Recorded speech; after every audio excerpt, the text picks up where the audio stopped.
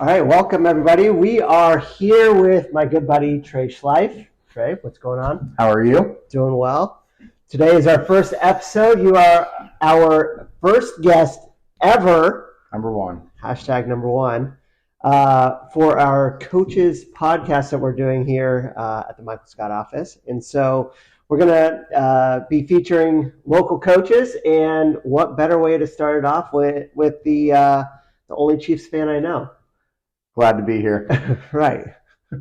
Also known as Tre. Yes. And the head coach of the Flora Junior High basketball team. Mm-hmm. So for all those that don't know, why don't you give us a little bit of background about how you got started in basketball and what led you to become the coach and kind of like your ministry? Yeah. Growing up, always was a fan of basketball. Always was a fan, especially in my hometown. Always admired the varsity players, wanted to be like them. Went to college, played a little basketball, got a chance to. What college? St. Louis Christian College, North Side, right by Flow Valley. Yeah. You know, right in Ferguson. Okay. It was a great area. But I've always loved it. Never been great at it, but I worked hard. And I like that. And it came here. We did ministry, pastor at First Christian Church, and an opportunity arose. They didn't have a 7th grade coach or an 8th grade coach. It was a clean slate across the junior high program. And I was like, maybe this is time. Okay. So I got in, got the 8th grade, had some learning years. I'm still learning. Year 5, still learning completely. We all are. But it's been an adventure, to say the least. Yeah. So, you guys are wrapped up the season. Yep. How'd this season go? It wasn't the season we hoped for, but we did well. We did okay. Growth. We did, yeah. From beginning to end, we were a way better team. Well, and I know that it was kind of sprinkled also with some injuries that aren't ever fun. No. Us as coaches, we don't like to use as an excuse or anything, but I mean, the fact of the matter is you guys had quite a bit of injury. Yeah, we had 3 starters out for over a month and a half. Oh. Yeah, and junior high basketball, you have October to get ready. November and December are pretty heavy. Boom, 2-3 games a week, and that's when the majority of our injuries were. Oh, really? So at the beginning of the season, we play 18 games in 2 months, and then in January we play about 6. Okay. So most of our games are up front, and it was hard to come back. But it gave other kids opportunities, and they grew. They kind of got thrown in, but they trial by fire, right? They did the best they could. That's awesome. That's awesome.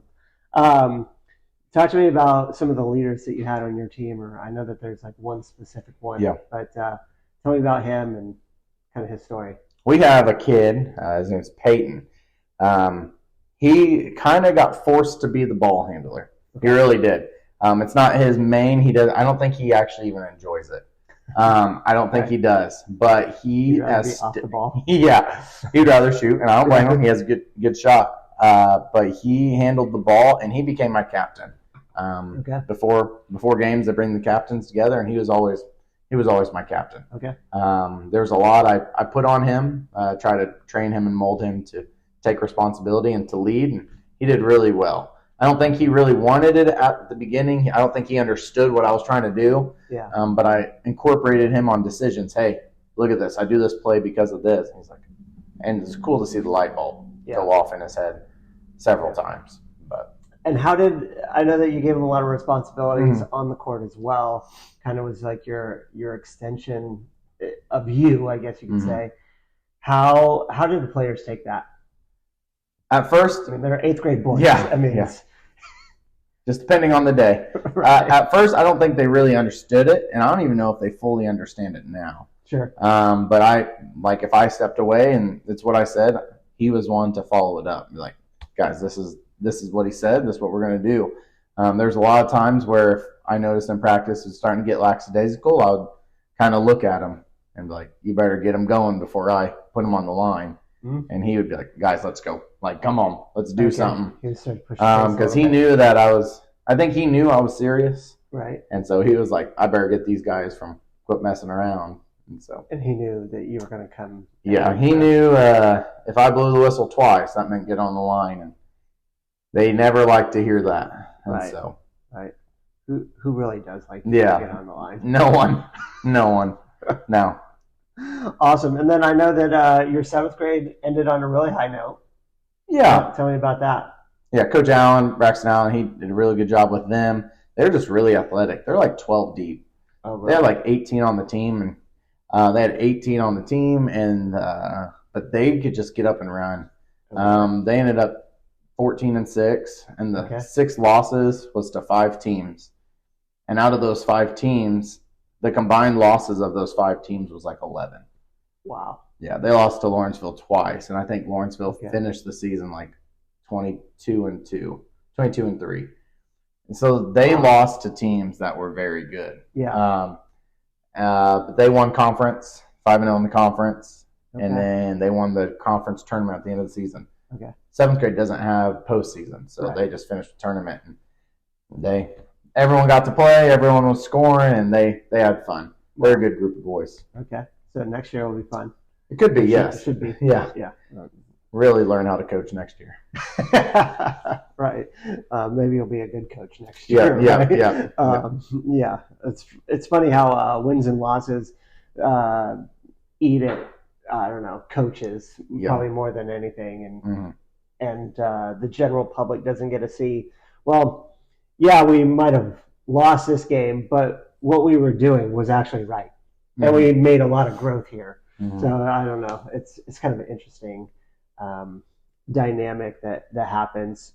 Tell me, Tots at pretty much every game. You know, tell me about that. Tell me about how you know, beyond basketball, what is your relationship with your players and things like that? My wife Tatiana brings our kids, Tinley and Taven, all the time to the games. Maybe not all the away games if they're far, but their presence, I always know. Taven lets me know you didn't wave at me. If I'm coaching, I don't wave at him. So I always try to make a note to wave at him to let him know I see him up in the stands. Right. Oh, or I can hear him because, you know, a father hears his child. You can hear their voice. It stands out. But that's a big deal. They're always at games. They always support. It's nice knowing that she supports me. She's coached in the past. Right. And I've been home. And I'd say, okay, but times have changed. And she's there as much as she can be. Yeah. So we're thoroughly thankful for her and what she does there. And then, and I think a lot of it is she played a lot of basketball. Her family played a lot of basketball. She was a star, right? Yeah, She don't like people saying that, but she was a stud. Wow. I mean, doesn't she hold like some school records? She does, like most 3-pointers in a single season. Right. Yeah. 1,000 points, 2 years, not a big deal. Yeah, not a big deal at all. A couple college awards. That she doesn't like me talking about, or she has this basketball that says 1,000 points that I parade around the house. She hates it. She would rather me throw the ball away, honestly. Yeah, I'm sure. But we like to have fun in that area. But she's very supportive, and we're thankful for that. Yeah. Sometimes they become like pseudo assistant coaches, and they just happen to be not listed on the paper. Yep. But they get brought into it a lot. Does she have a lot of pointers of what you should maybe do better? There are times she lets me know, like, hey, I don't know why you switched from man to zone, but they're killing you inside, or she'll let me know. But most of the time I ask for it because I know, like, I can see she wants to tell me something, and I'm like, let me have it. All right, what'd you see? But it's true, though. You do see things when you know the game. You do see things differently from the stands. Right, yeah. Like I like to coach from the sideline, so that's where I stand in practice. I don't stand up top or on the bottom. Right. I stand on the side so I can try to see it how I see it in a game. Right. That's the only way I know how to coach is how I'd see it in a game. Yeah. And I try to look for different avenues there. But when you're up in the stands, when you're 20 feet up, you can see a little differently. Yeah. Does she get any feedback from some of the fans? No, the away fans, not our fans. not the Flora fans, hometown fans. No, I try to. I think they're mindful of the coaches' wives in town. Yeah. But they all want to win. So it's all good. Yeah, they do that. But the biggest thing I keep trying to tell our boys is there's two big things I say is that basketball is a privilege, and then you don't like, basketball is a privilege that you guys get to play, and life is bigger in basketball. Right. And when you understand that, and sometimes it's hard. I think all parents want to win. They want to see their kid make the game-winning shot. But at the end of the game, if you have the ball, only one kid shoots. Right. And everybody wants their kid to do it. And so I think she doesn't help people understand that, but it's something that when you talk to coaches and parents, it's a common thing everywhere. Yeah. But we can't deny parents love their kids and they love that they're active, so we try not to fight that too much. No, absolutely not.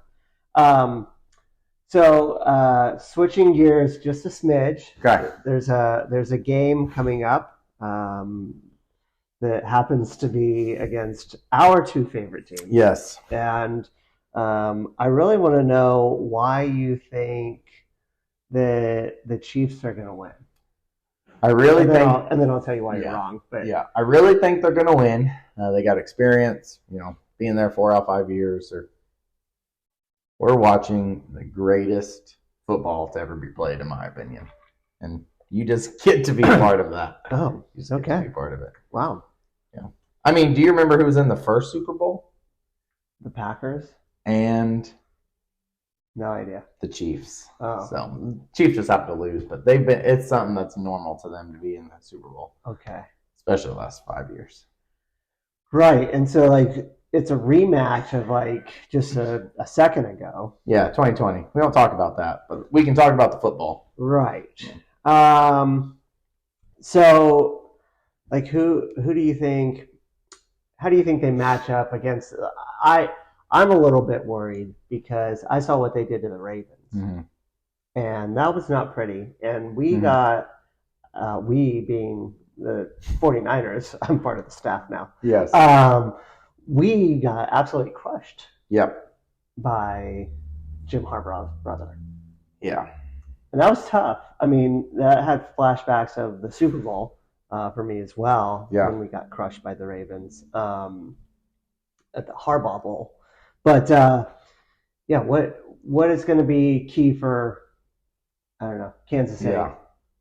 Well, I know they had 2 weeks off. That's big. That hurts some people and it benefits. Right. I think that hurts 49ers. Oh, the 49ers. I think it benefits us because we had an all-star, all-pro tackle out. Oh, and we're getting him back. Oh, are you? Yeah. Right. So I think it benefits. Okay. I am a little worried though because you just never know. You don't. I think we got one team that's been here. The core has been here before. And then the 49ers, their core hasn't. It's something new. Right. It's like the veteran versus the young one. Right. But the young one's good. There's no doubt about the young ones over there. Yep. We got very good Prudy and McCaffrey, and so who knows what could happen. I'm team Purdy, and I mean I just don't understand why everybody just doesn't root for him. Yeah. Some people love to really criticize the guy, and it's like he's Mr. Irrelevant. We should be celebrating the fact that he was underdog and he's undersized and he's doing well still. Mm-hmm. So I don't really understand. And the dude's a good dude. Yeah. I think he cares or anything. He's just kind of I mean, I saw him driving a combine the other day. Hey, you gotta do what you gotta do. I'm just saying, from Iowa, just living life. So shout out, if to the farmers. Any farmer that's listening, Brock Purdy's your guy.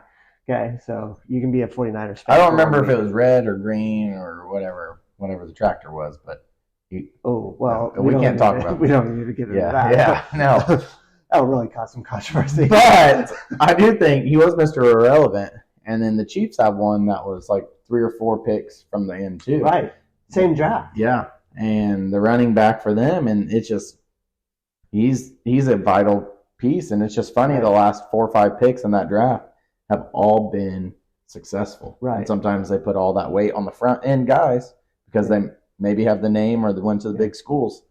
And these people who just work hard. Yeah. It's proven fact that if you work hard at something, and I think a lot of it is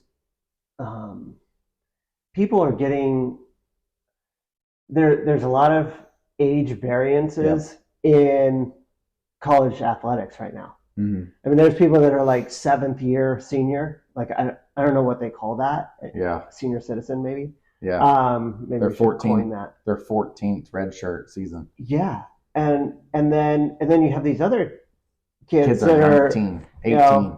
Yeah, that are 20, 23 when they graduate, or 21, or something along those lines. I know JJ McCarthy, I just read an article, is like 21. Yeah. And like just turned 21. But he's coming out. So like that's really young when you actually start to think about it, but it's only young when you compare it to some other kids that are like 25 when they come out.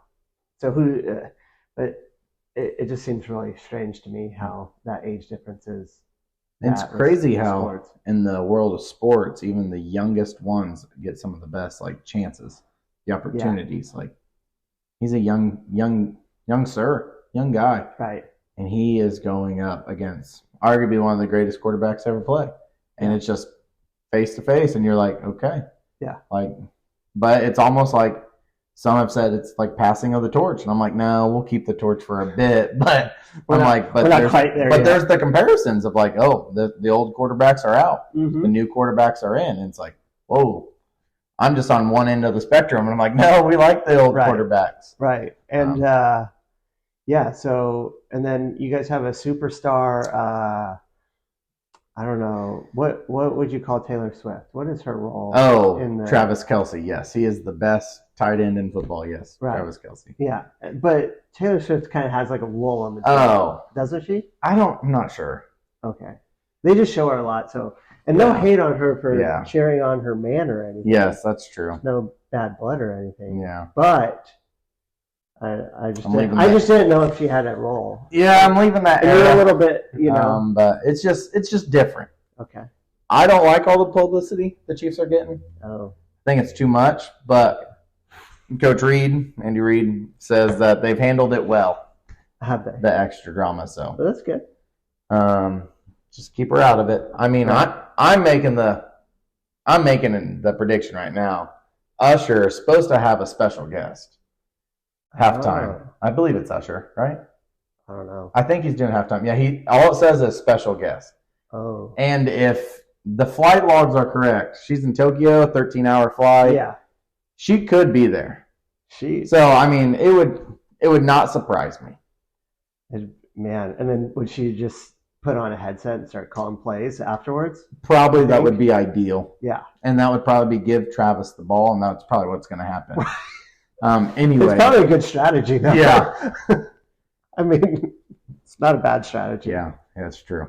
Well, I'm, born and raised in California, and so, I just feel like it's our time. We've lost two Super Bowls. Yeah. Last couple. Been pretty tough to watch. Yeah. But now we got our boy Brock and a defense that we paid a lot of money for, if nothing else. Yeah, and I think it'd be good for the city. Their basketball team's gone downhill. Their baseball team's gone downhill. So it's good for the football team to increase. Right. You got to give and take, and I think it's the 49ers have all of a sudden become second fiddle for no apparent reason. Yeah, and so Steph Curry, I don't even know who that is anymore. Right. Does he still know how to shoot? I think he's too worried about his TV show on Netflix, Holy Moly. Oh, you need to check it out. Okay. But is it actually a good one? Or? It's actually pretty funny. Okay. Yeah. Okay. Yeah. It's like, it's pretty good. Actually. Okay. Putt-putt. What? It's a putt-putt show. Holy moly. It's a putt-putt show? Yeah, putt-putt, like golf. Putt-putt golf? Yeah. Just called Holy Moly. Interesting. I'll have to check it out. But I learned something new today. See, I think he's putting too much time in there, and the 49ers are rising. But it's good for the city. It's good for the city. It is good for the city. That city is... It's a little different than Illinois. Yeah. Yeah. Most people, from California can't really pick out where Illinois is on the map. I mean, if it were, Chicago. Yeah, they would pick it up. Chicago, probably. But, yeah. Let's see, like, east of Denver, us Californians. I think they don't even teach the eastern half of the United States, like where all the states are. You know how you have to do like states and capitals. I'm pretty sure that we stopped around like, Yeah, they've never. I can tell like people in California have never driven 6.5 hours straight through Kansas. It will affect your life. Or Oklahoma. Right. 8 hours through Oklahoma at 80 miles an hour. Because they're, And you just can't get out of the state. Yeah. Yeah. Well, in California, you can't drive 8 hours continuously without hitting traffic. Correct. So we just don't have any reference point. Or a national forest. Right. Yeah. So you're guaranteed to be in some sort of traffic jam every couple hours. Yeah, and I think the best thing I've ever seen in California was General Sherman, the sequoia there in the forest right there. That's probably the best thing. So I've ever seen. You've never been to the beach in California? No, not really. But football, I think the Chiefs are going to win. Yeah, simple as that. Okay. All right. Well, we should see. I'm glad that you are now part of their coaching staff. Yes. And that's got to be an exciting adventure for you. I feel confident. Yeah. I just have to ask, when did you get the cup? I got this cup. Is that a relic? I got this cup 2 Christmases ago. Christmas of 22. Went to a Chiefs versus the Steelers game. My married-in family calculators are all Steelers fans. And somehow I talked them into going to Kansas City to watch the Steelers versus Chiefs, and they paid for it. Wow. Yeah. So it is. So I got cup after cup because you must be very convincing. Very convincing. How did you pull that off? Because I'm sure Chiefs won, right? Oh yeah. It was Chiefs killed them. We probably even knew that before going there. Yeah. So how did you get them to do that? There's always like that saying, happy wife, happy life. Uh-huh. But I think in the family it's like happy Tre, happy life. So, and they knew it meant a lot. But I did say if they ever play again at Pittsburgh, let's go. Okay. And the Chiefs play there, and I would love to go see that. But this Chiefs Cup, I think I got this one from a trash can because they're expensive, and I walked away with like 10 different cups. Okay. Because I would see it from different beverages that were in them. I would dump them out, and then I took them back to the hotel, and I washed them all in the sink, and everyone was just staring at me. And I was like, I don't know if I'm ever going to go back. Right. So I was pulling cups. Right. You gotta do what you gotta do. Yeah, right? And that's how I feel. And so I've actually been carrying it around this week. Oh, yeah. Yeah, and I have this military one as well in the office. I've just been it just says, "Let's go Chiefs." Andy Reid, best coach history. So I have faith in Big Red right there. I mean, he has done quite a job there. I mean, it's just impressive from a coaching standpoint. Mm-hmm. All right. Well, to wrap it up, let's talk about your, I don't know, the way that you carry yourself, the way that you coach your kids. Mm-hmm. It has a bigger meaning, right? Yep. So, what can you kind of give us? I don't know, maybe some insight or just a little bit about like where your heart is for coaching and kids and. Specifically like middle school boys. I mean, that's a tough age group. So can you share with us about, what your goal is for the program overall in general? I think first, like I'm a pastor first at our church, and they let me have the extra activity, extra time to go out, which I love because I think being a coach is like part of my ministry. It's just an extra job. Extra nights, and basketball's a long season. It's 5 months. It's a long time. It is. It takes a lot. It does take a lot, as you know, but it's rewarding. It is. See the kids trying to finally figure it out on their own. And I will say, I'm a hard coach. Like I'm disciplined. I want the same thing every time. I want the same thing every time. And the boys think I'm crazy. We have a routine where I put 9 minutes on the clock. I want all stretches done. I make them do jumping jacks, and if they don't stop on 20 altogether, I make them redo it. And then at every practice, they have to do 25 push-ups. I like it. But if we get to a gym early, I want the same routine. Yeah. And I've had parents come up, you shouldn't make our boys do push-ups before a game. And I said, here's the thing: if they can't, they do so many push-ups during the day anyway. Right. This 25 should have no effect. Right. Yeah. Or it's called a warm-up. Or we do this already every day before we shoot at practice. Right. So this is just normal. We're getting 1,000 shots in at practice. So yeah, and I think I'm disciplined like that, and so I try to instill that in the boys. Cool. And I've had several classes be like, I remember that. Like it was every day. And they build that repetition. I only think that'll help them in life. But I do think I'm a strict coach. Yeah. I'm learning to give and take, pick my battles better. Yeah. In my first couple of years, it was Tre's way or no way. But I'm learning like there's certain battles. Like the 7th grade crew is very good. Very good. They are goofy. They are just a goofy set of boys. Like they know when I'm being serious, but they need a little time to be 7th grade boys. Right. And I'm like, okay, let them go over there in the corner. I don't know what they're doing, but I'm learning those things about the kids because at the end of the day, they're not adults. Right. They don't dictate where they're at. Their parents do, or if they're late or on time because they're not ones leaving. Yeah. And I'm learning those fine adjustments in life. But all right. Well, I just want to say thank you for everything that you do in the community. You are the way that you coach on the sideline is fun to watch. You know, sometimes you get a little bit loud. Yeah, sure, loud. Yeah. I'm sure Todd can give me some more adjectives, but no, I just love watching you interact with your players and how you set your lineups and how you get kids in at certain times and pull them out at certain times. I think all of it's very calculated and very well done, and so sometimes I feel like that isn't as appreciated as as it should be because I don't think people understand it. Yeah, you're probably right about that. And so you see a lot of the like mass substitution. Hey, it's the last 2 minutes of the game. Everybody's got to get in type thing. And we just throw everybody in, and it's like, oh, well, at least your kid played. You know, where you actually think through it and you get people in, and not only at times, but like just for the sake of playing, but also in a situation where they can actually be successful.